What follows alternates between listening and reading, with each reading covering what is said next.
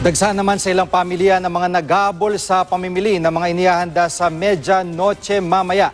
Live mula sa Quezon City, nakatutok si Lia Manyala del Castillo. Lia?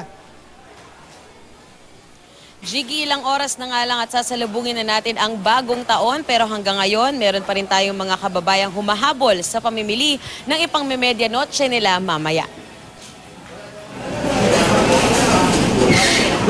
Mabenta pa rin ang ham na nasa 500 hanggang 2,000 pesos ang presyo, depende sa brand.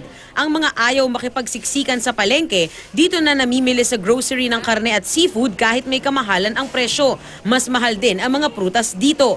Okay lang naman.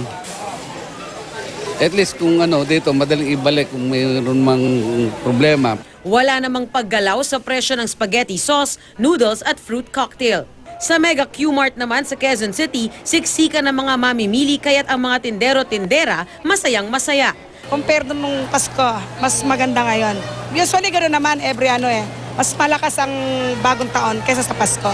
20 hanggang 30 pesos ang itinaas sa presyo ng seafood at baka. Ang kuratsa, mabenta kahit 550 pesos ang kilo. Ang sugpo, parang ginto naman ang presyo sa 900 pesos per kilo. Hindi naman gumalaw ang presyo ng mga isda tulad ng tilapia, bangus at salmon. Pero ang hito, nagmahal ng 20 pesos. Ang baka sirloin, 320 pesos per kilo. Habang 260 pesos naman ang pangbulalo. Wala ring paggalaw sa presyo ng manok at baboy.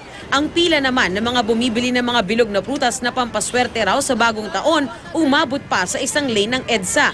Bagsak presyo na ito. May tig sa 10 pisong mansanas na maliliit at maliit na pinyang pang-display. Sa halagang 20 pesos, may 3 maliit na orange na rin. Mabenta rin ang mga sweet gold, chico at ubas. Dapat po 13. Swerte yun, taon-taon yun, pati itlog. 13 pieces.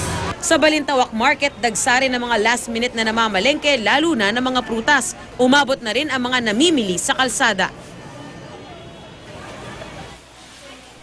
At kung kailangan pang bumili ng pangdagdag at hahabol pa rin sa grocery, hanggang alas 7 na lang ng gabi bukas ang ilang grocery tulad na lang nito sa Quezon City. Jiggy?